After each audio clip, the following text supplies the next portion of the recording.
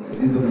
దేవుడు మన పట్ల చేసిన ప్రతి మేలుకై ఉదయకాల సమయంలో మనమందరం కూడా మౌనంగా ఉండగా మన యొక్క స్వరాలెత్తి దేవాతి దేవుని మనం మహిమపరుద్దాము. హల్లెలూయా, హల్లెలూయా, స్తోత్రం, స్తోత్రం, స్తోత్రం, స్తోత్రం. గొప్ప దేవా నీకు స్తోత్రము నాయనా. నిన్న నేడు నిరంతరము ఏకరీతిగా ఉన్న దేవా నీకు స్తోత్రము నాయనా. పరిశుద్ధుడు పరిశుద్ధుడు పరిశుద్ధుడని వేల వేల దూతలతో కొనియాడబడుచున్న గొప్ప దేవా నీకే స్తోత్రము చెల్లిస్తూ ఉన్నాము నాయన. ఉన్నవాళ్ళ నీకు స్తోత్రం, మనవాళ్ళ నీకు స్తోత్రం. ఇదిగో ప్రభా మా జీవితాల్లో నాయన, మా పట్ల మా కుటుంబంలో ప్రభా, మా బిడ్డల పట్ల నాయన, మా సంఘంలో నాయన నువ్వు చేసిన ప్రతి మేలుకై నీకే స్తోత్రము చెల్లిస్తూ ఉన్నాము. హల్లెలూయా, హల్లెలూయా. యేసయ్యా నీకే వందనాలు, వందనాలు, వందనాలు. స్తుతి, స్తుతి, స్తుతి, స్తుతి. స్తోత్రము నాయన.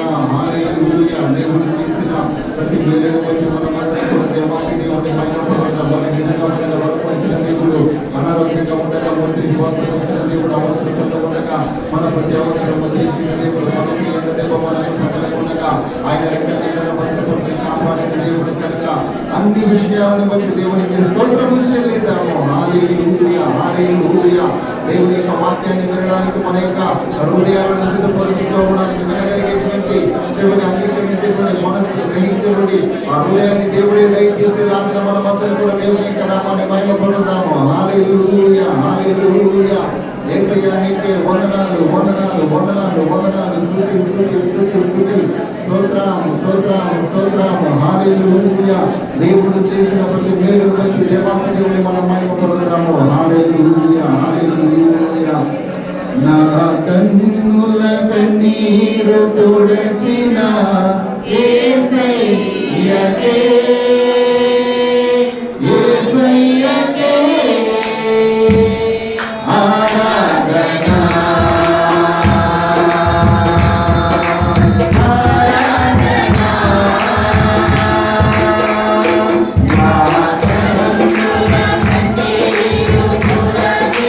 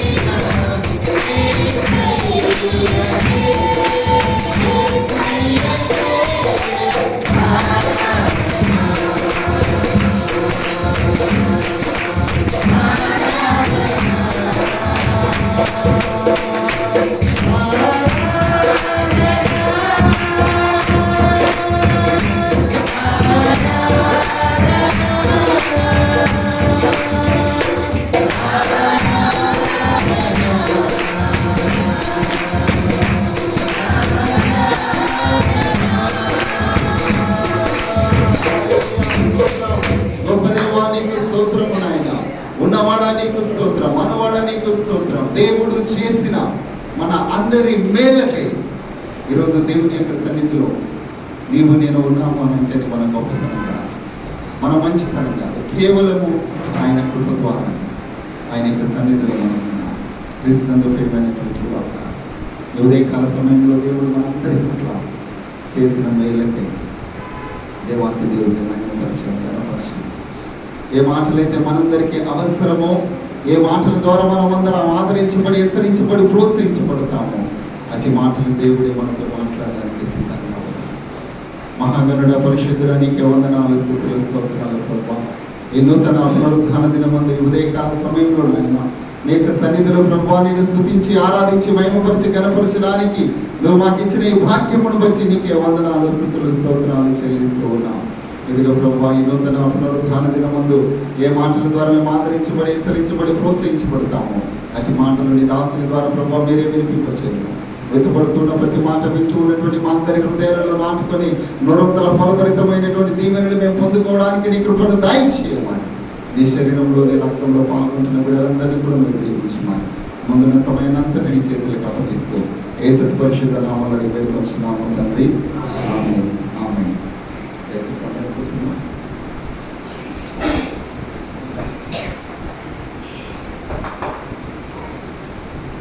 దేవునికి స్తోత్రం కలుగును గాక. ఒకసారి దేవుడికి స్తోత్రం చెల్లిద్దాం.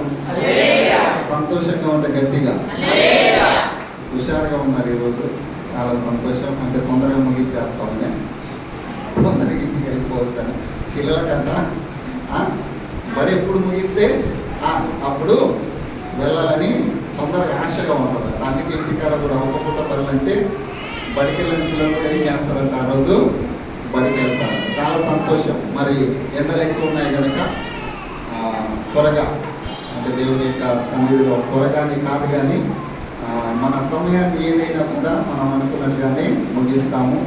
కాకపోతే ఎండాకాలపు వాతావరణము సరిగ్గా లేనందున కొంచెం ఆరాధనని ముందుకు నడిపించడం జరుగుతూ ఉంది. మంచిది. ఈరోజు మన మధ్యలో దేవుని యొక్క వాక్యాన్ని అందుకోవడానికి మరి అందించడానికి పాస్టర్ శివకుమార్ గారు మన మధ్యలో ఉన్నారు. మరి పోయిన శుక్రవారం, గడిచిన శుక్రవారము 7 మాటల్లో అయ్యగారు ఒక మాట చెప్పాడు. ఏ మాట చెప్పారమ్మా? 4వ మాట. ఏ మాట అది? నా దేవా అనేలా. అయితే ఆ రోజు సమయం 20 నిమిషాలు ఇచ్చాం మాస్టర్ గారికి. మేమిద్దరం కలిసినప్పుడు అన్నాడు ఇంకా ఉండే అనా చెప్పాలి అని అనుకున్నాను, టైం సరిపోలేదని త్వరగా ముగించేశాను అని అన్నాడు. నేను అన్నాను ఒకసారి అండి మా సంఘానికి వాక్యాన్ని అందించడానికి మంచిగా చెప్పారు మీరు, చాలా సంతోషం అన్నప్పుడు మరి ఈరోజు సిద్ధపడి మన మధ్యలో ఉన్నారు. దేవునికి స్తోత్రం. హల్లెలూయా. కుటుంబంతో వస్తారని అనుకున్నాము, మరలా ఒక్కరే వచ్చారు. ఏదేమైనా అది దేవుని యొక్క చిత్తము. మరి దేవుని యొక్క వాక్యాన్ని అందించడానికి అయ్యగారు మన మధ్యలో ఉన్నారు కనుక గట్టిగా చప్పట్లు కొట్టి అయ్యగారు ఈ సమయాన్ని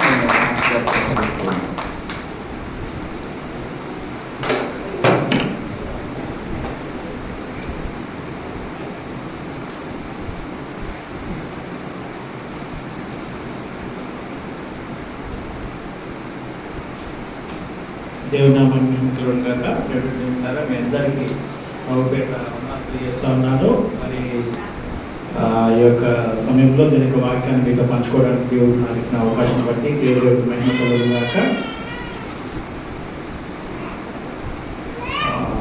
ఈ సమయంలో దీని యొక్క వాక్యాన్ని పంచుకోవడానికి అవకాశం కల్పించినటువంటి సంఘ కాపరి గారికి, అదేవిధంగా మరి సంఘ చైర్మన్ గారికి, మరి సంఘస్థులందరూ కూడా వందనాలు.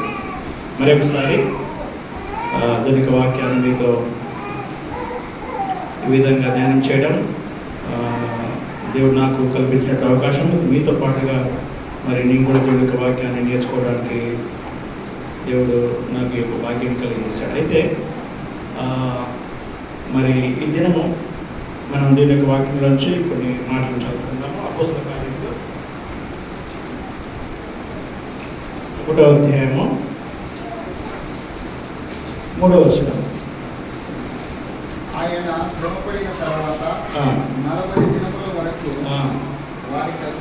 వారికి అగుపడుచు దేవుని రాజ్య విషయములను గురించి బోధించుచు అనేక ప్రమాణములను చూపి వారికి తను తాను సజీవునిగా కనపరుచుకునేను. మనము గడిచిన వారము ఏమి పండుగ చేసుకున్నామండి? ఈస్టర్ పునరుత్థాన పండుగ చేసుకున్నాం కదా. మరి ఆ యొక్క పునరుద్ధాన పండుగ చేసినట్టు మనము అయితే మనం ఇక్కడ చదివినటువంటి వాక్యంలో ఏం చూస్తున్నామండి? ఆయన శ్రమపడిన తర్వాత 40 దినముల వరకు వారికి అగుపడుచు దేవుని రాజ్య విషయముల గురించి బోధించుచు అనేక ప్రమాణములు వారికి చూపి తను తాను సజీవునిగా వారికి కనపరచుకున్నట్టు ఇక్కడ వాక్యంలో మనము చూసాం. యేసు ప్రభువు వారు పునరుద్ధానుడై తిరిగి లేచిన తర్వాత ఈ భూమి మీద ఎన్ని దినముల వరకు ఉన్నాడండి? 40 దినాల వరకు ఉన్నట్టుగా ఇక్కడ మనము చూస్తూ ఉన్నాం. మరి ఈ 40 దినాల్లో యేసు ప్రభువు వారు ఏం చేశాడు ఈ భూమి మీద అంటే? మనము పునరుత్థానం రోజున మరి ఒకరోజు యేసు ప్రభు పునరుద్ధానుడై తిరిగి లేచని చెప్పి చెప్పుకుంటాము. ఓకే, మరి ఆ తర్వాత 40 దినాలు యేసు ప్రభు వారు ఈ భూమి మీద ఉండి ఏం చేశాడు?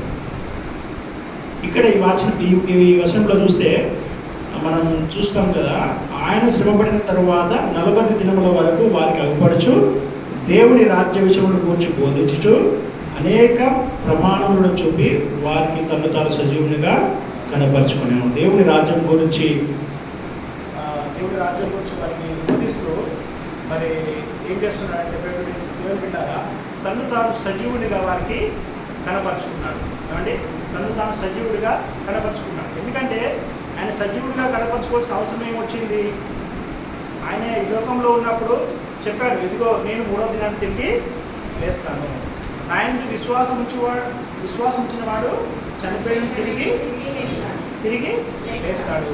ఇదిగో నేను యోహాను సువార్తలో అంటాడు కదా, ఈ విషయాలను దాదాపుగా నేను చెప్పే విషయాలను కూడా యోహాను సువార్తలో ఉంటుంది. నేను వెళ్తున్నాను, నేను వెళ్ళి మీకు గృహాలను సిద్ధపరుస్తానని చెప్పేసి యేసువారు.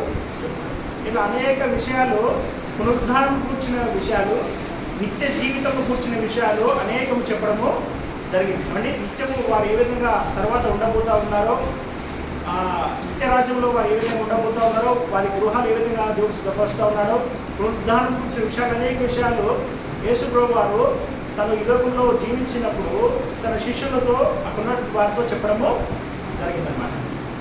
అలా చెప్పినప్పుడు మరి ఆ విషయాలన్నీ కూడా వాస్తవమని తేలాలంటే ముందు ఏం జరగాలి? యేసు ప్రభు ముందు సజీవుడుగా లేవాలి. అందుకే పత్రికలలో ఉంటుంది కదా, మొదటి ఫలముగా యేసు ప్రభు పునరుద్ధానంలో నుంచి ఆయన సజీవుడిగా లేచాడండి. ఆయన పునరుద్ధానుడుగా ఆయన సజీవుడిగా లేచాడు. ఆయన మొదటి ఫలముగా ఆయన లేచాడు. ఎవరైతే ఆయన విశ్వాసం ఉంచబోతా ఉన్నారో వారిని కూడా తిరిగి ఆయన లేపబోతా ఉన్నాడు.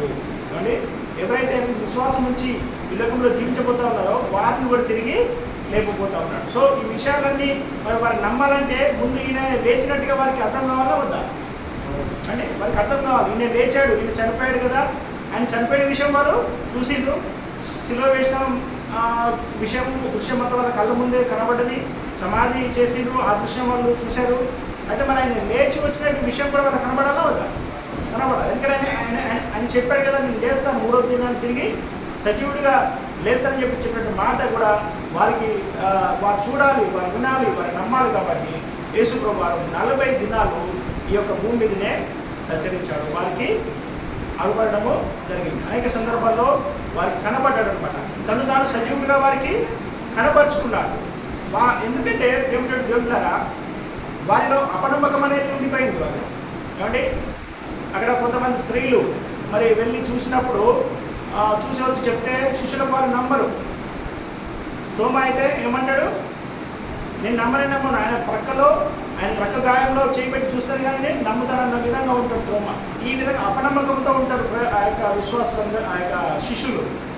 దేవుడారా కనుక మీరందరికీ నమ్మకం కలిగించాలి అని చెప్పేసి ఆయన రాబోయే జీవితాన్ని గురించి, రాబోయేటటువంటి ఆ 2వ జీవితానికి గురించి, నిత్య జీవితాన్ని గురించి, నిత్య జీవం గురించి నమ్మకం మీరు కలగాలి. మీరు పునరుద్ధానం నమ్మకం వారికి కలగాలనే ఉద్దేశంతో యేసు ప్రభు వారు మరి ఆ యొక్క 40 దినాలు భూమి మీద కనబడుతూ వారికి దేవుని రాజ్యం గురించిన విషయాలను బోధించడము జరిగింది. ఇక్కడ మనం చూస్తున్నాం కదా, ఏం చేశాడండి?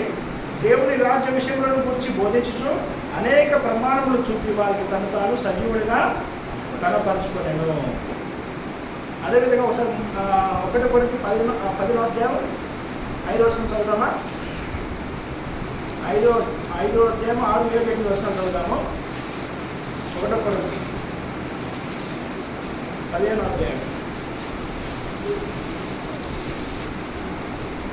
నేను వాక్యాలు ఎక్కువ చదివిస్తాను, చదవండి. ఆయన కేపాటును తర్వాత 12 గురించి కనబడింది. అటు పిమ్మట 500కి ఎక్కువైన సహోదరులకు ఒక సమయం అందే కనబడింది. వీరిలో అనేకులు ఇప్పటి వరకు నిలిచి ఉన్నారు, కొందరు నిద్రించిరి. ఆయన యాకోబుకును అటు తర్వాత అపోస్తలకు అందరికీ కనబడింది. అందరికీ కనబడుట ఆ కాలమందు పుట్టినట్టున్న నాకును కనబడింది. ఏదైనగా ఈ యొక్క 1 కొరింథీ 10వ అధ్యాయము మరి 5 నుంచి 8 వచనాలలో ఇక్కడ మనం చూస్తే కనబడెను. 12 ఫస్ట్ ఆయన కేఫాకును, తర్వాత 12 కనబడెను. అటు పిమ్మట 500కి ఎక్కువైన సహోదరుడు ఒక్క సమయం అందే కనబడెను. ఏమండి, 500 మందికి ఎక్కువ మందికి ఉన్నటువంటి సందర్భంలో కూడా వేసుకోవారు కనబడేట్టుగా మనం ఇక్కడ చూస్తాము. అందరికీ తనను తాను సజీవుడిగా కనపరుచుకున్నాడు. ఎవరు కూడా అపనమ్మకం ఉంచవలసిన అవసరం లేదు. పునరుద్ధానం అనేది ఉన్నది. చనిపోయిన తర్వాత మనకు 2వ జన్మ అనేది ఉన్నది. ఆ 2వ జన్మ అనేది ఎక్కడ? నిత్యత్వంలోనా, నిత్య నరకంలోనా? నిత్యత్వంలో నిత్య దేవునితోనా, లేకపోతే నిత్య నరకంలో మరి నువ్వు అపవాదితో పాటు కలిసి? నిత్య నరకం అనేది ఎవరి కోసం సిద్ధపరచబడిందని మత్తయి సువార్తలో 20వ అధ్యాయంలో ఉంటుంది. అపవాదికిని వాని దూతలకు సిద్ధపరచబడినటువంటి నరకం అది. ఏమండి, అపవాదికిని వాని దూతలకు సిద్ధపరచబడినటువంటిది నరకం అది. అది మన కోసం సిద్ధపరచబడింది కాదు. అది నరకం అనేది మన కోసం సిద్ధపరచబడింది కాదండి. అది ఎవరు? అపవాదికి వాని దూతలకు సిద్ధపరచబడింది. ఒకవేళ నువ్వు అపవాదిని అనుసరించినట్లయితే వాడితో పాటు రేపు నువ్వు నిత్యత్వం అందులో గడపవలసిన పరిస్థితి ఉంటుంది. అదే కనుక నువ్వు దేవుని విశ్వాసం ఉంచి దేవునిలో అనుసరించి దేవుని వాక్యానుసారంగా జీవించినప్పుడు నిత్యత్వం నువ్వు ఆయనతో బ్రతికే అవకాశము ఉంటుంది అన్నమాట. కనుక ఇక్కడ తనను తాను కనపరుచుకుంటున్నాడు యేసు ప్రభువు. ఈ లోకంలో మరి ఆయన మరణించి పునరుద్ధానము తిరిగి లేచిన తర్వాత ఇదిగో పునరుద్ధానం అనేది ఉన్నది, నిత్య జీవితం అనేది ఉన్నది. నిత్య జీవితం అనేది ఉన్నది. నువ్వు చనిపోయిన తర్వాత తిరిగి మళ్ళీ నువ్వు పునరుద్ధానం అవుతావు. పునరుద్ధరణమైన తర్వాత నీ జీవితం ఎక్కడ గడపబోతున్నావో నువ్వు తెలుసుకోవాలి. మరి అది నువ్వు నిర్ణయం తీసుకోవాలి. దానికి తగ్గట్టుగా నువ్వు జీవించాలన్న యొక్క ఆ ఉద్దేశం నీలో కలిగించడం కోసము యేసు ప్రభు వారు 40 దినాలు ఈ భూమి మీద కనబడి రాజ్యంను గూర్చి బోధించినట్టుగా, వారికి ఉన్నటువంటి సందేహాలను తొలగించినట్టుగా మనము చూస్తాం.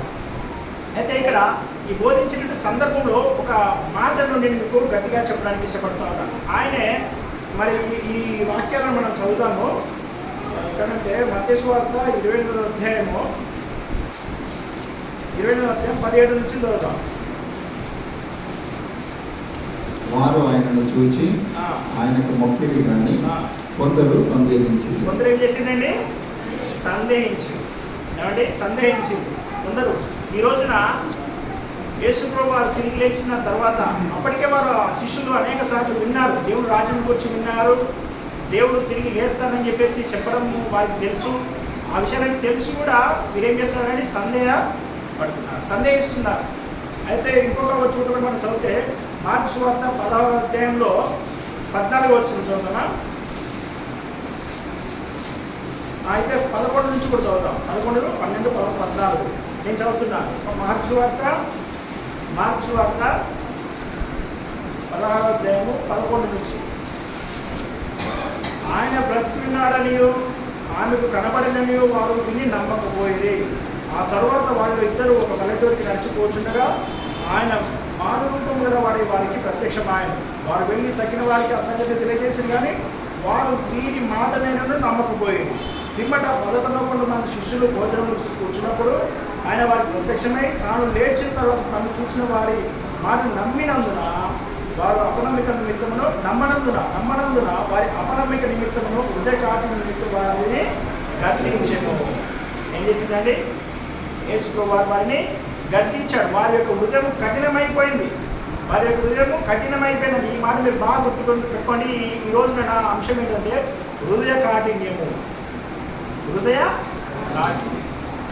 వీరి యొక్క హృదయాన్ని కఠినమైపోయి వారు యేసుప్రభు చెప్పిన మాటలను నమ్మనందున వారిని ఏం చేసినట్టే దేవుడు గద్దించినట్టుగా మనము చూస్తున్నాం.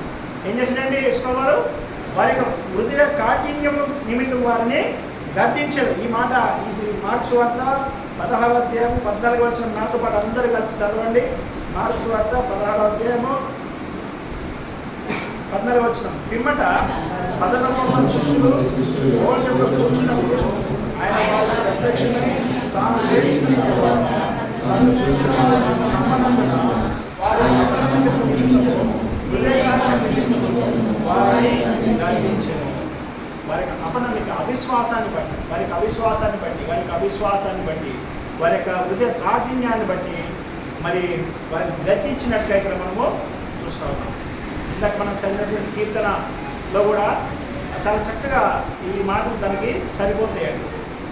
ఇశ్రాయేలు ప్రజలు చాలా అద్భుతాలను వారి జీవితాల్లో వాళ్ళు చూసేరు. అంతకుముందే ఎర్ర సముద్రం పాయలై ఆరిన నీళ్ళ మీద వారు నడిచి రావడము జరిగింది. ఇందాక మీరు చదివినటువంటి 78వ కీర్తనలో ఆ మొత్తం ఉంటుంది, ఆ స్టోరీ మొత్తం ఉంటుంది. ఇశ్రాయేలు ప్రజలు ఆ ఇశ్రాయేలు అరణ్య యాత్రలో దేవుడు వారిని ఏ విధంగా నడిపించిండో, ఆయన కూడా వారి యొక్క అపనమ్మిక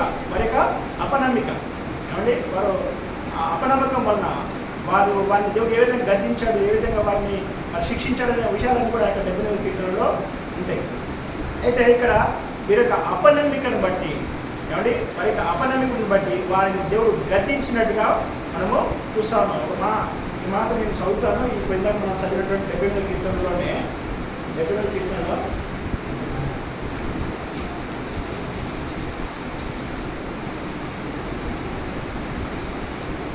అది నేను రాసుకోలేదు కానీ నా వాక్యంలో, కానీ నాకు చదివినటువంటి దాన్ని బట్టి తప్పకుండా చెప్పొచ్చు అని చెప్పేసి చెప్పడం జరిగింది. 22వ వచనం. వారు దేవుని యందు విశ్వాసం ఉంచకపోయిరి, ఆయన దయచేసిన రక్షణ యందు నమ్మిక ఉంచలేదు. అంతేకాకుండా వీరు ఏం చేసిందంటే 20వ వచనంలో వారు దేవునికి విరోధంగా మాట్లాడి ఆయన పంటను కొట్టగా మీరు భూమికెళ్ళ. మరి ఇంకొక మాట కూడా మనం చూస్తే 11వ వచనంలో ఆయన క్రియలను ఆయన వారికి చూపిన ఆశ్చర్య క్రియలను వారు మరిచిపోయేది. ఏం చేసిందంటే మర్చిపోయిన అంతకుముందే కొద్ది రోజుల ముందేమో ఆ యొక్క ఎర్ర సముద్రాన్ని వారు దాటి వచ్చింది. వాళ్ళు అంత పెద్ద సముద్రాన్ని దాటి అసలు రావడమే గొప్ప విషయం. వాళ్ళు మరి అగ్నిస్తంభంగా, మరి అదేవిధంగా మేఘముగా దేవుడు వారికి తోడుగా ఉండి, ఏమండి మేఘముగా వారికి తోడుగా ఉండి, అగ్నిస్తంభంగా వారికి తోడుగా ఉండి వారిని నడిపించినటువంటి దేవుడు అన్ని వారు చూస్తూనే ఉన్నారు. వారి జీవితాల్లో చేసే కార్యాలన్నింటినీ వారు గమనిస్తూనే ఉన్నారు. అంతకుముందు మరి ఐగుప్తులో వచ్చిన తెగుళ్ళలో దేవుని శక్తిని కూడా వారు చూశారు. వాళ్ళు ఐగుప్తుల మీదకి వచ్చినటువంటి ఆ యొక్క తెగుళ్ళు, అందులో దేవుని శక్తి వారికి బయలుపడింది. అన్ని అద్భుతాలు చూసి కూడా వారి ఉదయం ఏమైందండి? దేవుని విశ్వాసము ఉంచలేదు. దేవుని చేసిన ఆశ్చర్యకారులను వారు మర్చిపోయిన వారు, దేవుని విశ్వాసం ఉంచలేకపోయిన వారు. అందువలన ఏమైందంటే ఇక్కడ ఈ వచనంలో 31 వచనం చదువుదామా. దేవుని కోపం వారి మీదకి దిగను, వారిలో కలిసిన వారిని ఆయన సంహరించెను. ఏం చేసినండి? దేవుని కోపము వారి మీదకి దిగిందంట. కేవలం ఎందుకంటే నమ్మకపోవడం వల్ల, నమ్మిక లేకపోవడం వల్ల, వారికి హృదయం కఠినం కావడం వలన. ఇక్కడ ఏంటో మనంతా మార్క్స్ వార్త 16వ అధ్యాయం 15వ వచనంలో మనము చదివాం కదా. యేసు ప్రభువు ఏం చేశాడు? వారి అపనమ్మికను బట్టి, వారి హృదయ కాఠిన్యం బట్టి దేవుడు వారిని గర్దించినట్టుగా మనము చూస్తున్నాం. యేసు ప్రభు వారిని గర్దించాడట. ఏదేంటయ్యా, నేను మీకు చెప్పాను కదా, నేను 3వ దినం తిరిగి లేస్తానని చెప్పి చెప్పాను కదా, ఇంకా మీరు ఎందుకు నన్ను నమ్మడం అని చెప్పేసి వారిని గర్దించినట్టుగా మనము చూస్తూ ఉన్నాం. కేవలం ఏంటంటే వారికి హృదయ కాఠిన్యం, వారి యొక్క అపనమ్మిక పరిస్థితిని బట్టి ఆ పరిస్థితి వారికి వచ్చింది. ఇక్కడ ఇశ్రాయేలు ప్రజలకు కూడా అదే పరిస్థితి దాపురించింది. వారు నమ్మకపోవడం వలన వారిలో అనేక మంది కూలిపోయినట్టుగా, అనేక మందిని దేవుడు వారిని శిక్షించినట్టుగా ఇక్కడ కీర్తనలో మనము చూస్తూ ఉన్నాం. కనుక ప్రియమైన దేవుని ద్వారా ఇక్కడ మనము తెలుసుకోవాల్సినటువంటి విషయం ఏంటంటే, మన హృదయం ఏ స్థితిలో ఉన్నది, హృదయ కాఠిన్యము, అపనమ్మిక అనే విషయాలు, దేవుడు చెప్పినటువంటి విషయాల్లో మనం ఏ విధంగా ప్రతిస్పందిస్తూ ఉంటాము, మన నమ్మకం ఎంతవరకు ఉంటుంది, మన హృదయము కఠినముగా ఉంటుందా లేకపోతే దేవునికి అనుకూలంగా ఉంటుందా అనే విషయాన్ని మనము ఈ కొద్ది ముందు మనం పరిశీలన చేద్దాము. నా సమయంలోనే నేను ముగించడానికి ఇష్టపడతాను. నాకు ఇచ్చినట్టు సమయం 5-40 నిమిషాలు ఇచ్చారు. నా సమయంలోనే నేను ముగించడానికి ఇష్టపడతాను. అయితే ఫ్రెండ్ దేవుడారా, ఇంకొక మాట కూడా మనం ఇక్కడ గమనించినప్పుడు నిర్గమకాండము 7వ అధ్యాయం 11వ వచనంలో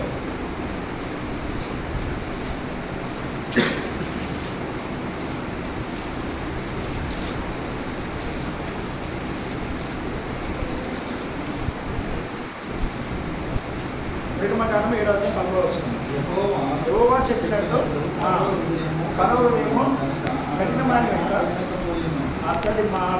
కనుక అతడు వారి మాట వినకపోయేది. ఫరో హృదయం కూడా కఠినమైన సంగతి మనకు తెలుసు. ఫరో హృదయము కఠినమైన సంగతి మనకు తెలుసండి. ఫరో హృదయం కఠినం కావడం వలన ఏమంటే, ఫరో హృదయం కఠినం కావడం వలన అతడు ఏ విధంగా మరి శిక్షను అనుభవించడం మనము గమనించవచ్చు. అతని మీదకి వచ్చినట్టు తెగుళ్ళు చాలా భయంకరంగా ఉన్నవి. కారణం ఏంటంటే అతని హృదయము కఠినమైపోయింది కాబట్టి. ఇంకొక మాట కూడా మనం చూద్దాం. ఇక్కడ లూకా సువార్త 24వ అధ్యాయము 36, లూకా సువార్త 24వ అధ్యాయం 24వ అధ్యాయం 36 వచనం.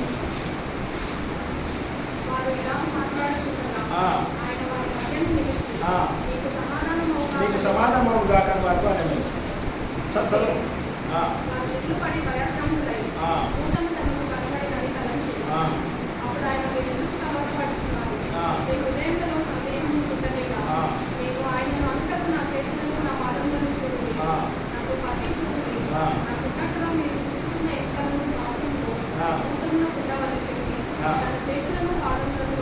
వారికి చూపారు. చాలా ఇందులో 38వ వచనము అందరూ కలిసి చదువుతాము.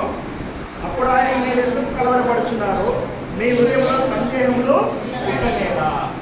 ఏమండి ఏమంటాడు? మీ హృదయంలో సందేహము పుట్టలేదా? మీరెందుకు కలవరపడుతున్నారు, మీ హృదయంలో సందేహాలు ఎందుకు ఉన్నాయి ఇంకా అని చెప్పేసి యేసుప్రభు వారు తన శిష్యులను ప్రశ్నిస్తున్నట్టుగా మనము చూస్తున్నాము. అయితే ఇంకొక మాట కూడా మనం ఇక్కడ చదవచ్చు. యోహాను సువార్త 20వ అధ్యాయం 19వ వచనం.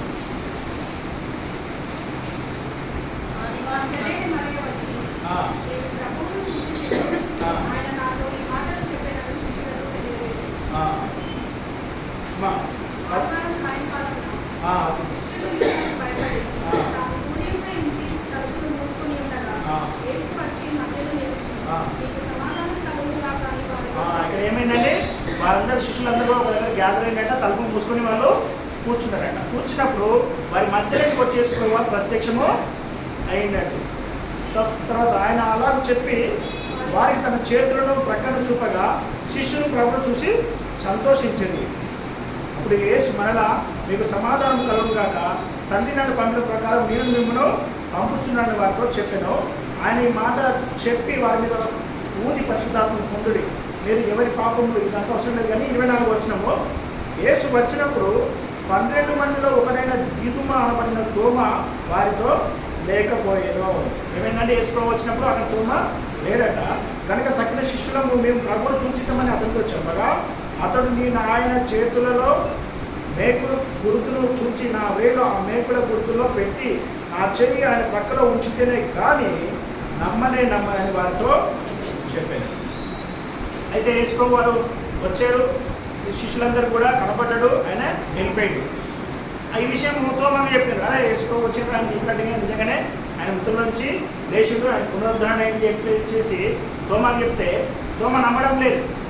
లేదు నేను నమ్మను, ఆయన గాయాలలో నేను వేలు పెడతాను కానీ నమ్ముతానట్టుగా మాట్లాడాడు.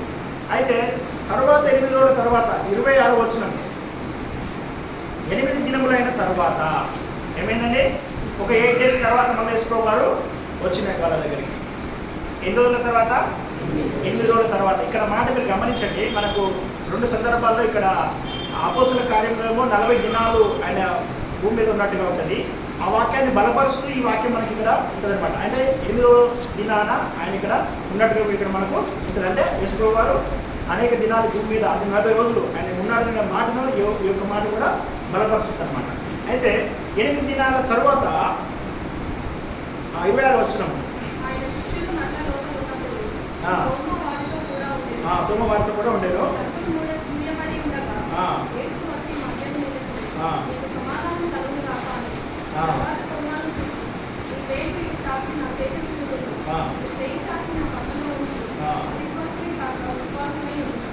చాలమ్మా, అవిశ్వాసి కాక విశ్వాసమై ఉండమన్నాడు. అందుకు తోమ ఆయనతో నా ప్రభువా నా దేవా అని, యేసు నీవు నన్ను చూసి నమ్మితి, నీవు చూడక నమ్మిన వారు ధన్యులని అతనితో చెప్పాను. రెండోది దేవుని ద్వారా ఇక్కడ మరి ఆ యొక్క తోమ యొక్క అపనమ్మికమని బట్టి, ఆయన అవిశ్వాసాన్ని బట్టి మరి ప్రభు ఇస్తున్నటువంటి సందేశం ఏంటంటే, నువ్వు నన్ను చూసి నమ్మావు, చూడక నమ్మిన వారు ధన్యులు అని చెప్పేసి చెప్తా ఉన్నాడు అనమాట. మనము ప్రభువును నమ్ముతున్నామంటే ఏ విధంగా నమ్ముతున్నాము? మరి ఒక ఆధారాలను బట్టి నమ్ముతున్నామా, లేకపోతే దేవుడు మన జీవితంలో తప్పకుండా ఏదైనా కార్యము చేస్తాడు, వాళ్ళకి చేశాడు కాబట్టి నాకు చేస్తాడు అట్లా కాదు కాబట్టి, వాళ్ళకి చేశాడు కాబట్టి నాకు చేస్తాడు అట్లా కాదు, వాళ్ళకి చేసినా చేయకపోయినా దేవుడు నాకు చేస్తాడు, అది నమ్మకం అంటే. ఏంటండి, వాళ్ళకి చేసినా చేయకపోయినా దేవుడు నాకు చేస్తాడనే నమ్మకం కలిగి ఉండాలి. ప్రజలారా, మనము దేవుడి విషయంలో నమ్మే విషయంలో ఎక్కడ కూడా మనలో సందేహం అనేది రాకూడదు. ఇందాక లూకా సువార్తలో మనం చదివాం కదా, మీరు ఎందుకు సందేహపడుతున్నారు. కనుక మనం ఏమాత్రం కూడా సందేహం అనేది రాకూడదు. దేవుని యొక్క విశ్వాసం ఉంచడంలో సందేహం రాకూడదు, అవిశ్వాసం అనేది ఉండకూడదు, మన హృదయం కఠినము చేసుకునకూడదు. చాలా సందర్భాలలో దేవుని బిడ్డలారా అనేక మంది తమ హృదయాన్ని కఠినం చేసుకొని దేవునికి వ్యతిరేకంగా జీవిస్తున్నారు, దేవుని విశ్వాసం ఉంచలేకపోతున్నారు, అవిశ్వాసులుగా మరి దేవుడిని కించపరుస్తూ దేవుని యొక్క శిక్షకు గురయ్యే వారిగా ఉంటున్నారు. దేవుడు ఏదైతే చెప్తాడో తప్పకుండా అది దేవుడు మన జీవితాల్లో నెరవేరుస్తాడండి. ఏమండి, దేవుడు ఏదైతే చెప్తాడో తప్పకుండా అది మన జీవితాల్లో నెరవేరుస్తాడు. ఈ యొక్క హృదయాన్ని మనం కఠినం చేసుకోకుండా మనము దేవుడిలో ముందుకు సాగాలనేది నాకు వాక్యం ద్వారా మీకు ఇచ్చినటువంటి సందేశం. ఇక్కడ మరి కొన్ని మాటలు మనము చదువుతాము. హృదయ కాఠిన్యం గురించి ఇక్కడ చెప్తారు కదా, యేసు ప్రభువు వారికి హృదయ కాఠిన్యాన్ని గురించి ఏ విధంగా గద్దించాడన్న మాట మనం చదివాం కదా. సో ఆ హృదయ కాఠిన్యం గురించి, మన హృదయం కఠినంగా ఉంటే ఏ విధంగా ఉంటుంది, మన పరిస్థితి ఏంటిది అనే విషయాన్ని మనం తెలుసుకొని నా మాటని ముగించడానికి ఇష్టపడతాను. ఒకసారి ఎక్కడ అంటే ద్వితీయోపదేశ కాండము 6వ అధ్యాయము 5వ వచనం.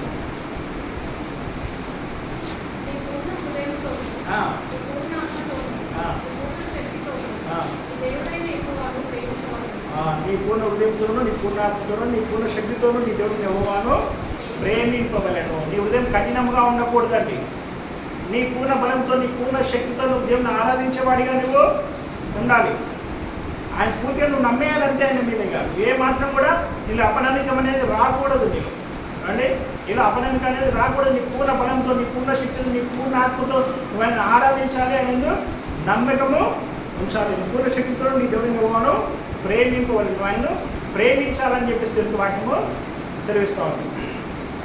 ఒకటి చిన్నది ఒకటి రీల్ ఉంటుంది. ఒకటి చిన్నది రీల్, అది మీకు రీల్స్లో కనబడుతుంది దగ్గర. ఏంటంటే ఒక తండ్రి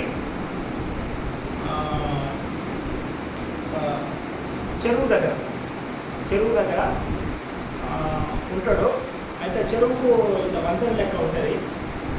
ఆ వంతెన పైన తన కుమార్తెను, ఏమంటే తన చిన్న కుమార్తె, చాలా చిన్న కుమార్తె ఒకటే చేయబడుతున్నాడు. ఇలా ఒకటే చేయబట్టుకొని అంచున ఉంటాడు. ఇప్పుడు మీకు చెప్పాలంటే ఇది మొత్తము చెరువు అనుకోండి.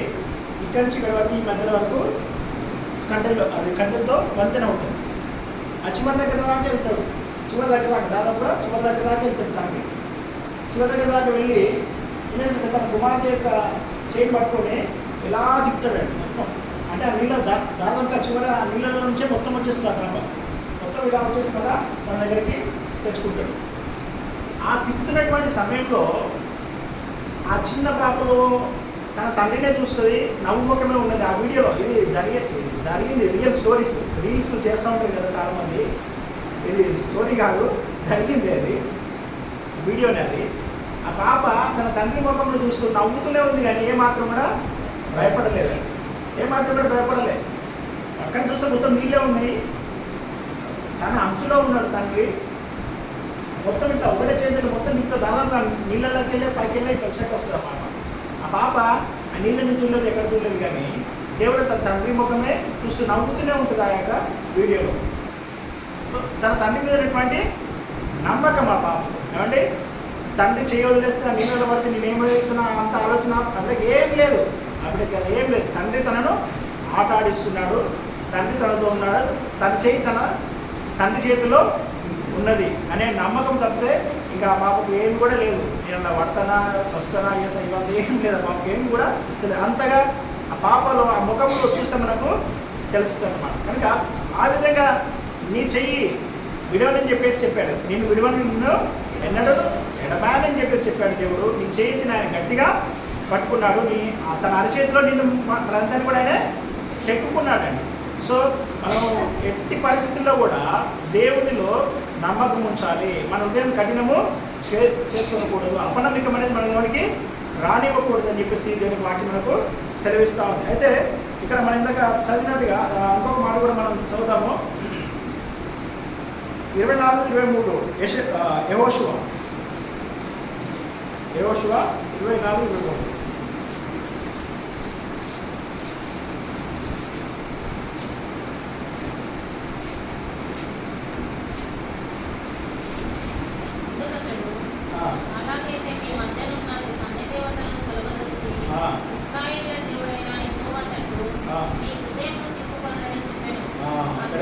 చాలమ్మా. అందుకతడు అలాగైతే మీ మధ్యలో ఉన్న అన్య దేవతలను తొలగజేసి ఇశ్రాయేలు దేవుడైన యెహోవా తట్టు మీ హృదయములను తిప్పుకోడని చెప్పాడు. మన హృదయాలు ఎవరి తట్టు తిప్పుకోవాలండి? దేవుని వైపు మన హృదయాలను మనము తిప్పుకోవాలి. ఇంకొక మాట విలాప వాక్యంలో 2వ అధ్యాయం 19వ వచనం. విలాప వాక్యంలో 2వ అధ్యాయం 19వ వచనం. నాకు సమయం లేదు కాబట్టి కొంచెం తొందరగా ప్రయత్నం చేస్తూ ఉన్నాను. విలాప వాక్యం 2:19. నీవు లేచి రేయి మొదటి జామున మొరపెట్టము, నీళ్లు కుమ్మరించినట్టు ప్రభు సన్నిధిని నీ హృదయమును కుమ్మరించుము. నీ హృదయాన్ని ఆయన తట్టు తిప్పుకోవడమే కాదు, కానీ నీ హృదయం ఆయన సన్నిధిలో కుమ్మరించాలి. కఠినం చేసుకోకూడదు. నీ హృదయాన్ని ఏం చేసుకోకూడదని నీ హృదయాన్ని కఠినం చేసుకోకుండా నీ హృదయాన్ని ఆయన వైపు తిప్పాలి. నీ హృదయంలో ఆయన సన్నిధిలో వీళ్ళు కుమ్మరించినట్టుగా నువ్వు కుమ్మరించాను ఆయన సన్నిధిలో ప్రార్థన చేయాలి. తద్వారా మనకు కలిగేటటువంటి విషయం ఉన్నటువంటి దేవుని బిడ్డారా, 2వ దినవృత్తాంతములు 6వ అధ్యాయం 14వ వచనం. రెండవ దినవృత్తాంతాలు రాసిన గ్రంథము 14 వస్తుంది.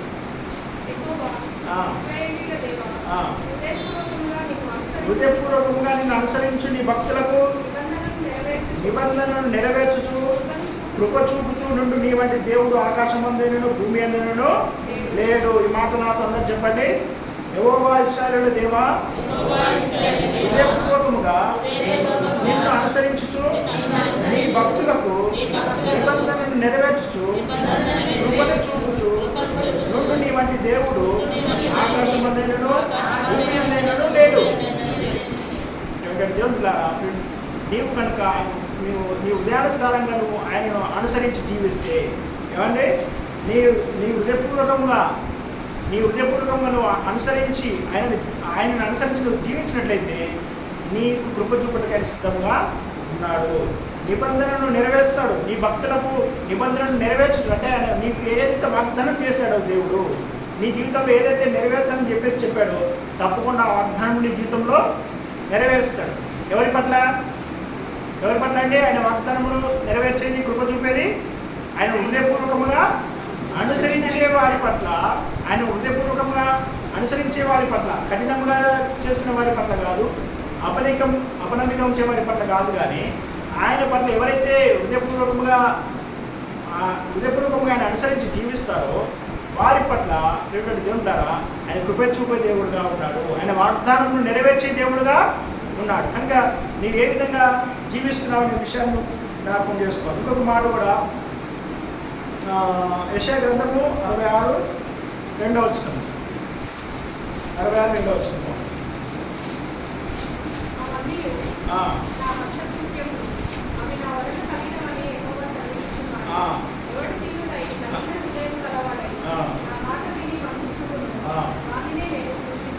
చాలా. ఎవడు దీనుడై నలిగిన హృదయము గలవాడే నా మాట విని మనసుచుండునో వానినే నేను దృష్టించుచున్నాను. ఎవరైతే దీన హృదయం కలిగి ఉంటారో వారిని దేవుడు చూస్తున్నాడు, వారి పట్ల దృష్టిని నిలిపి ఉన్నాడు. నీ పట్ల దేవుడు దృష్టి ఉండాలంటే నీ హృదయం ఎలా ఉండాలండి? నలిగిన హృదయంగా ఉండాలి. నీ హృదయం కుమ్మరింపబడాలి. నీళ్ళు కుమ్మరించినట్టుగా దేవుడి సన్నిధిలో నువ్వు కుమ్మరించాలి, హృదయపూర్వకమును అనుసరించాలి. అప్పుడు మాత్రమే దేవుడి యొక్క ఆశీర్వాదం అనేది మనకు ఉంటుంది ఇక్కడ. అదేవిధంగా ఇంకొక మాట కూడా మనం చదువుతాము. కీర్తనలు 119:11 వచ్చింది.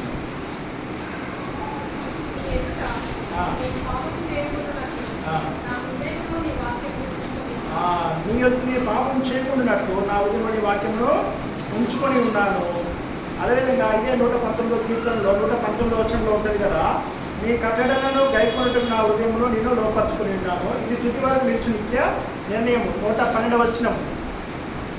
ఆయన హృదయంలో వాక్యం ఉంచుకున్నాడంట. అది ఎప్పటి వరకు అండి? తుది వరకు నిలిచేటటువంటి నిర్ణయముగా ఉన్నది. కనుక నీ హృదయం కఠినం కాకుండా ఉండాలంటే నీలో ఉండవలసింది ఏంటంటే దేవుని బిడ్డ దేవుని వాక్యము ఉండాలి. దేవుని వాక్యం ఎప్పుడైతే నీ హృదయంలో ఉంటుందో ఇంకా నీ యొక్క హృదయం కఠినం అనేది కాదండి. ఎందుకంటే ఆ యొక్క హృదయము మీకు ఒక ఎగ్జాంపుల్ చెప్తా. ఈ ఎండాకాలం ఉంది కదా, ఎండాకాలంలో పెళ్ళిళ్ళ అక్కడ ఇక్కడ ఏం చేస్తారండి, డ్రమ్ములలో ఏం తెచ్చేస్తారు? ఐస్ వేస్తారు కదా. ఐస్ వేస్తే ఏమవుతుంది? ఐస్ ఉన్నంతసేపు ఆ నీళ్ళంతా చల్లగా ఉంటుంది. ఈ ఎండ వేడికి ఎట్లున్నా కూడా నీళ్ళు అవి చల్ల నీళ్ళని తాగేస్తాం కదా. సో అట్లాగే ద్వారా వాక్యం నీలో ఉన్నంతసేపు నీ హృదయం మెత్తగానే ఉంటుంది. నువ్వు ప్రభు సన్నిధిలో నీ యొక్క హృదయం కుమ్మరింపబడుతూనే ఉంటుంది. అంటే నీ యొక్క హృదయం కుమ్మరింపబడుతూనే ఉంటుంది. ఆయుష్ ఉన్నంతసేపు నీళ్ళు ఎట్లా చల్లగా ఉంటాయో వాక్యం నీలో ఉన్నంతసేపు కూడా నీ వాక్యము మృదువుగానే ఉంటుంది. నీ యొక్క హృదయము ప్రభు సన్నిధిలో కుమ్మరింపబడుతూనే ఉంటుంది. నీ హృదయం కఠినం ఏమాత్రం కూడా కాదు. ఇంకా నీ వాక్యం నీళ్ళు ఎల్లప్పుడూ నీ హృదయంలో ఉండేటట్టుగా మీరు చూసుకోండి.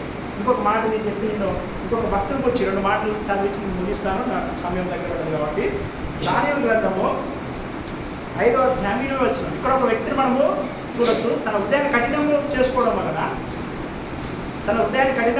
వలన తను ఏ విధంగా మరి తన రాజ్యాన్ని కోల్పోయాడు విషయం అది మొత్తం ఉంటుంది. దానియేలు గ్రంథము 5వ అధ్యాయం మొత్తం మీరు చదవండి. తర్వాత దానియేలు గ్రంథము 5వ అధ్యాయం మొత్తం చదువు మీకు తెలుస్తుంది. బెల్షాజర్ రాజు ఉంటాడు. బెల్షాజర్ రాజు తండ్రి నెబుకద్నెజర్. బెల్షాజర్ తండ్రి రాజు నెబుకద్నెజర్ ఉంటాడు. నెబుకద్నెజర్ రాజు మరి దేవుడికి వ్యతిరేకంగా జీవించడం వల్ల తన హృదయాన్ని కఠినం చేసుకోవడం వలన ఏమైందండి? పశువు వలె గడ్డి మేసాడు. ఆ మాటలు ఉంటుంది 5:20 చదవండి మీరు. ఆ మాట ఒకసారి ఈ మాటలు నేను చదివి ముగించడానికి ఇష్టపడతాను.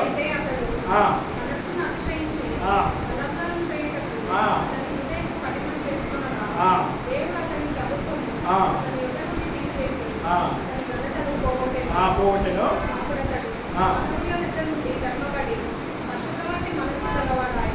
చాలా. అది తర్వాత 22 వచ్చింది.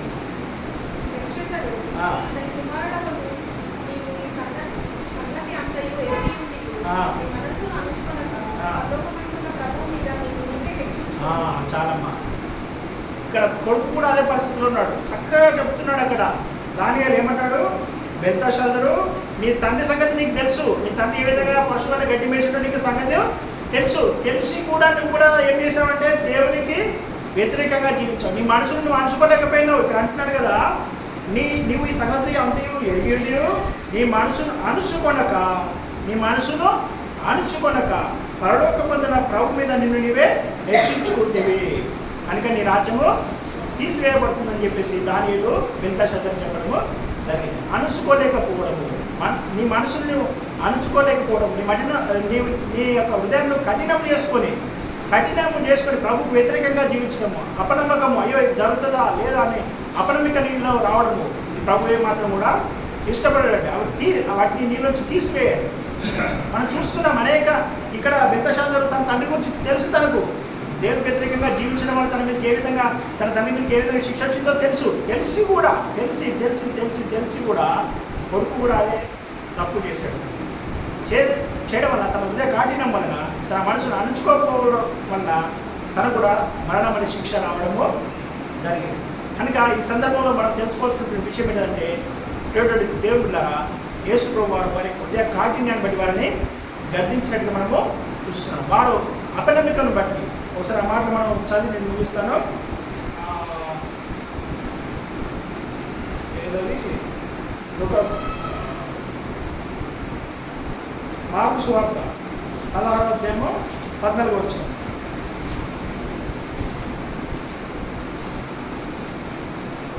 పిమ్మట 11 మంది శిష్యులు భోజనం కూర్చున్నప్పుడు మార్కు సువార్త 16వ అధ్యాయము 14 వచ్చింది.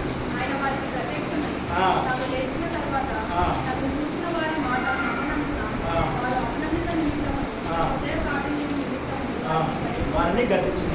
హృదయ కాఠిన్యంతో వారిని గద్దించింది. మనలో ఆ హృదయ కాఠిన్యము ఉండకుండా ఉండదు కాక మన హృదయము ప్రభు సన్నిధిలో నీళ్ళ వలె కుమ్మరింపబడే విధంగా, అంటే నీళ్ళ వలె మన హృదయం ప్రభు సన్నిధిలో కుమ్మరింపబడే విధంగా మన విశ్వాసం ఎల్లప్పుడూ మరి ఆయన మీద ఉంచుతూ ఆయనకి కృపకు ఆయన యొక్క వాగ్దానములు పొందుకునే విధంగా ఇంకా మనం గ్రంథాల్లో మనం చదివాం కదా, ఆయన వాగ్దానములు నెరవేరుస్తాడు. ఎవరి పట్ల? ఆయన ఎందు నమ్మిక ఉంచే వారి పట్ల ఆయన కృప చూపుతాడు. ఆయన ఎందు నమ్మిక ఉంచే వారి పట్ల.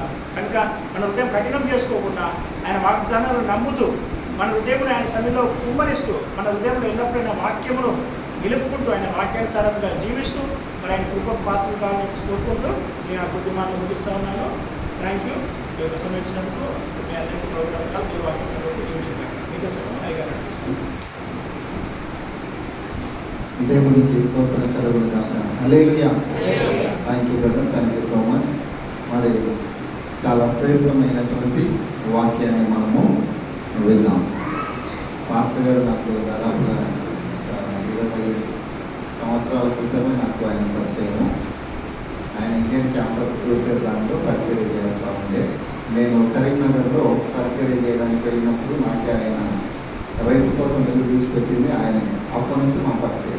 కానీ నాకు మా అన్నలు వచ్చాడన్న సంగతి పెద్దగా తెలుగు ఈ మధ్య కాలంలోకి వచ్చినాక నాకు తెలుసు. అప్పటి నుంచి మరి మాస్టర్ గారితో నాకు మంచి సంబంధం.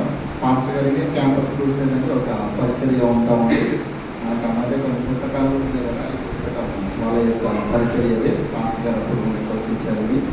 మరి ఆయన తన యొక్క పరిచర్యను చేసుకుని మరి మంచి పేరు సంపాదించుకొని ఇక్కడ మహబూబ్ నగర్లో ఒక రిజిస్ట్రేషన్ ఆఫీస్లో కానీ, ఇంటర్నెట్ సెంటర్లో కానీ, కంప్యూటర్ సర్వీసింగ్లో కానీ, అంటే ఆ సంస్థ నుంచి వాళ్ళకి రావాల్సినటువంటి కొంత ఆర్థికమైనటువంటి చూసుకుంటూనే మరి పరిచర్యలో ఉన్నాడు ఆయన. నవపేట మండలంలో మరి రమ్మని వారి మధ్య ఆయన పరిచర్య చేస్తూ ఉన్నాడు. దేవుడు వారిని వారి కుటుంబాన్ని దీవించిన దాకా. Thank you so much brother. Praise the Lord. హల్లెలూయా. వాస్తవంగా అయితే నేను ఈరోజు ఏం చెప్పాలనుకున్నానో మనిషి మారాడంటే చెప్పే విధానం మారింది. నేను అనుకున్నాను పోయిన వారం పునరుత్థానం అయిపోయింది కదా, పునరుత్థానం తర్వాత ఏం జరిగింది ఈ వారం చెప్తాము అని అనుకున్నాను. ఏం చెప్పాలనుకున్నాను, పునరుద్ధానం తర్వాత ఏం జరిగింది అని అంటే యేసు 5 రోజులు భూమి మీద ఉన్నాడు, 40 రోజులు. వాస్తవంగా ఏంటి అని అంటే ఒక మాట చెప్పేస్తాను నేను. అయ్యగారు చాలా అంటే నేను ఏదైతే చెప్పాలి అని అనుకున్నానో అంశం అదే. మనిషి మారాడు, చెప్పే విధానము మారిందంటే అది తేడా ఏమీ కనపడదు. అయితే మన జీవితంలో మనం అనుకుంటాము ఒక విషయాన్ని ఏంటి అని అంటే ప్రారంభం ఎలా ఉన్నా ముగింపు ఎలా ఉండాలి, శ్రేష్టంగా ఉండాలి. మనుషులంగా మనం అనుకుంటాము. కానీ ఇక్కడ జరిగిన ఈ ఒక సంఘటన యేసు ప్రభు సరిగ్గా యూదుల ఆచార ప్రకారము 30 సంవత్సరాల లోపు ఉన్నటువంటి వారు ఆనాడు మరి సమాజ మందిరాల్లో కానీ ఎక్కడ కూడా నిలబడి వాక్యం చెప్పడానికి వీళ్ళు లేదు. అయితే 30 సంవత్సరాలు దాటిన వెంటనే 31వ సంవత్సరం యేసు ప్రభు పరిచర్యకు వచ్చారు. 3.5 సంవత్సరాలు పరిచర్య జరిగించారు. ఈ 3.5 పరిచర్య కాలము ప్రారంభంలో ఆయన బాప్తిజం తీసుకున్నది 30 సంవత్సరాలు అని ఒక రికార్డెడ్గా బైబిల్ పండితులు అంటారు. ఎందుకోసం అనంటే యూదుల ఆచార ప్రకారము 30వ సంవత్సరం మాత్రమే బాప్తిజము తీసుకొని అక్కడి నుంచి వారి యొక్క పరిచర్య కానీ వారి జీవిత విధానం కానీ ప్రారంభించాలి. అంటే 30కి ముందు 29 సంవత్సరాల వరకు ఏం చేయాల్సిన పని లేదు, చేయనీయరు కూడా వాళ్ళ ఆచార ప్రకారం. అయితే యేసు ప్రభు మరి 30వ సంవత్సరం వచ్చి ఆయన యోర్దాను నదిలో బాప్తిజం తీసుకున్న తర్వాత జరిగిన మొట్టమొదటి సంఘటన ఏంటి చెప్పండి? ఆకాశము తెరవబడి పరిశుద్ధాత్మ దేవుడు పావురం వలె వచ్చి ఇదిగో ఈయన నా ప్రియ కుమారుడు ఈయన యందు అన్న తర్వాత ఎక్కడికి వెళ్ళాడు? ఆయన అరణ్యానికి వెళ్ళాడు. ఎందుకోసం వెళ్ళాడు? 40 రోజులు ఉపవాసం ఉండి సిద్ధపడడానికి వెళ్ళాడు. దేవునికి స్తోత్రం. హల్లెలూయా. ప్రారంభంలో ఆయన చేసింది ఏంటి? 40 రోజుల ఉపవాస ప్రార్థన. ముగింపులో ఎన్ని రోజులు కనపడ్డాడు? 40 రోజులు. ఇదే అంటే ఏం జరిగింది 40 రోజుల్లో అనేటువంటి విషయాన్ని 2 మాటలు చెప్తామని నేను సిద్ధపడి వచ్చాను. అదే వాక్యాన్ని ఈరోజు బ్రదర్ చెప్పాడు. చాలా సంతోషం. ఇది దేవుని యొక్క చిత్తము. హల్లెలూయా. అయితే కొన్ని సార్లు మధ్యలో కొన్ని విషయాలు మనం విన్నాం కదా. మన యొక్క హృదయ కాఠిన్యాన్ని బట్టి కూడా కొన్ని విషయాలు మన జీవితంలో మనం అనుకున్న ఏమవుతాయి, రివర్స్ అవుతాయి కదా. వారి యొక్క కాఠిన్యాన్ని బట్టి దేవుడు ఏం చేశాడు? వారిని గద్దించాడు. యేసు ప్రభు శిష్యుల్ని వెంబడి 3.5 సంవత్సరాలు చూసినటువంటి మరి తోమాను ఏం చేశాడు? గద్దించాడు. అవునాక యేసు ప్రభు శిష్యులందరినీ కూడా కొన్ని సందర్భాలలో ఆయన గద్దించిన విధానం మనం చూసినప్పుడు ఆ విషయాలు కనుక సంఘానికి అప్లై చేస్తే చాలామంది వెనక్కి వెళ్ళిపోతారు. అంత ముక్కుసూటిగా కొన్ని విషయాలు యేసు ప్రభు తన శిష్యులతో మాట్లాడినట్టుగా మనం చూస్తూ ఉంటాం. ఇప్పుడు మీకు ఒక జరిగిన సంఘటన. పేతురు పక్కన నిలబడ్డాడు. ఏమంటా ఉన్నాడు? శిలువ కొరకు ఆయన సిద్ధపడతానంటే ప్రభా ఇది నీకు దూరం అవును. ఏమన్నాడు? సాతానా వెనకకు. ఇప్పుడు పేతురుకు పట్టుకొని సాతానా అంటే ఎవరికైనా కోపం వస్తుందో రాదా? సంఘం పట్ల ఎవరైనా మంచిగా దేవుని యొక్క సన్నిధిలో ఎదుర్కొని వాళ్ళని పట్టుకొని నువ్వు అయ్యం సాతానా అంటే ఏమంటారు? 2వ రోజే ఆగిపోతారు. అవునా? అలాంటి కొన్ని విషయాలు బైబిల్లో చాలా మనకు కనపడతాయి. అయితే ఒక విషయాన్ని గుర్తుపెట్టుకోవాలి. మన దేవుడు కూడా ఎలాంటి వాడు అంటే చూస్తాడు. చాలా వరకు ఓపిక పడతాడు. ఆయన కూడా చూసి నేను చెప్తున్నా వింటలేదు, సంఘం చెప్తున్నా వింటలేదు, ఇంట్లో చెప్తున్నా వింటలేదు, నీ బతుకు నీవేదో బతుకుపో అని అంటాడు. ఒక మాట చదవండి, ఒక మాట చదివి ప్రార్థన చేద్దాం. ఎందుకోసం ఈ మాట అంటే 80వ కీర్తన 12వ వచనం చదవండి ఒకసారి. 80వ కీర్తన 12వ వచనం. అమ్మా 80వ కీర్తన 12వ వచనం. కాబట్టి 81వ కీర్తన క్షమించండి 81:12. కాబట్టి వారు తమ స్వకీయ ఆలోచనలను బట్టి నడుచుకొనున్నట్లు వారి హృదయ కాఠిన్యమునకు నేను వారిని ఎవరు అప్పగించారంట? దేవుడే ఏం చేశాడు? కాబట్టి వారు తమ స్వకీయ ఆలోచనను బట్టి నడుచుకొనున్నట్లు నేను వారి యొక్క హృదయ కాఠిన్యమును బట్టి వారిని అప్పగిస్తాను. అప్పుడప్పుడు యోగుని ఏం చేశారు దేవుడు? జాగ్రత్తగా ఉండాలి. దేవుడు అనుకుంటే మన జీవితంలో లాజరు విషయంలో ఏం జరిగింది? లాజరు బతుకున్నాడు రాయాలంటే ఎప్పుడు వచ్చిండు? చనిపోయినా తర్వాత వచ్చి ఏమన్నాడు? దేవుని మహిమ కొరకు లాజరు ఆయన అనుకుంటే మనల్ని చంపి కూడా మహిమ పొందుతాడు. దేవుని ఆలోచనలు, దేవుని ఉద్దేశాలు వేరు. మన హృదయం కాఠిన్యం ఉన్నప్పుడు దేవుడు ఏం చేస్తాడు అని అంటే, సరే నువ్వు ఇంట్లో ఉన్నావా, నీ ఇష్టం, నేను చెప్పాను కదా, నువ్వు మారట్లేదు కదా, సరే కొంతకాలం నువ్వు ఇట్లా బతుకు. ఇశ్రాయేలు ప్రజలు వాళ్ళు బయలుదేరిన ప్రయాణము 11-12 రోజులు వాళ్ళు కానానికి వెళ్ళాలి ఐగుప్తులో ఉంది. కానీ ఎన్ని రోజులు నడిచారు వాళ్ళు? దాదాపు 40 సంవత్సరాలు. అంటే వాళ్ళు ఇట్లా నడిస్తే అట్లా నడుస్తూ ఉన్నారు. అయినా కూడా దేవుని యొక్క కృప వారికి తోడుగా ఉంది. దేవునికి స్తోత్రం. హల్లెలూయా. ప్రార్థన చేద్దాం. పాస్టర్ గారి కొరకు, వారి పరిచర్య కొరకు, కుటుంబం కొరకు దేవుడు వారిని, వారి కుటుంబాన్ని దీవించి ఆశీర్వదించలాగా ప్రభుత్వం మన మధ్యలో ఉంది కనుక వాళ్ళ కొరకు అందరూ సిద్ధపడుతూ ఉండగా మన మధ్యలో ఉన్నటువంటి ఆశీర్వాదం ప్రార్థనలు నడిపిస్తారు. మనం అందరం వారి దగ్గర